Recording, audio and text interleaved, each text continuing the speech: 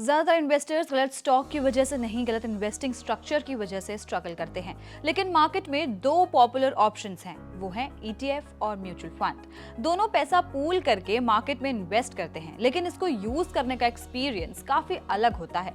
इसलिए आप समझते हैं कि ईटीएफ क्या है। दरअसल ईटीएफ शेयर की तरह स्टॉक एक्सचेंज पर ट्रेड होता है। आप इसे डीमैट अकाउंट से मार्केट आवर्स में कभी भी बाय या सेल कर सकते हैं। प्राइस दिन भर ऊपर नीचे होता है। अब जानते हैं कि म्यूचुअल फंड क्या है। Mutual fund direct fund house या ऐप के थ्रू खरीदा जा सकता है। आपको end of the day price यानी एनएवी मिलता है। ये छोटा सा डिफरेंस इन्वेस्टर के बिहेवियर को काफी इंपैक्ट करता है। अब बात करते हैं एक्टिव वर्सेस पैसिव इंटरेस्ट की। ईटीएफ्स यूजुअली इंडेक्स को कॉपी करते हैं, मतलब अगर निफ्टी 50 ऊपर गया, ईटीएफ भी रफली उतना ही ऊपर जाएगा। म्यूचुअल फंड्स में फंड्स मैनेजर डिसाइड करता है कि कौन से शेयर लेने हैं। यहाँ रिटर्न मैनेजर की स्किल पर डिपेंड करता है। कभी ज्यादा कमा सकते हैं और कभी कम। लार्ज कैप कैटेगरी में काफी फंड्स बेंचमार्क को बीट नहीं कर पाते, इसलिए वहाँ लो कॉस्ट ईटीएफ लॉजिकल लग सकता है।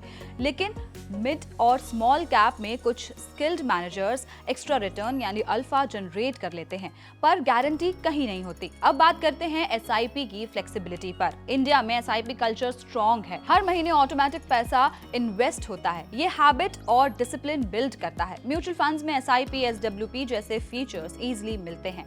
ईटीएफ्स को आपको खुद मैनुअली इन्वेस्ट करना पड़ता है। डिसिप्लिन पूरा आपके ऊपर है। आपको बता दें, ईटीएफ जनरली सस्ते होते हैं। एक्सपेंस रेशियो बहुत लो होता है। लॉन्ग टर्म में 0.5% से 1% का डिफरेंस भी फाइनल कॉर्पस पर बड़ा इंपैक्ट डाल सकता है।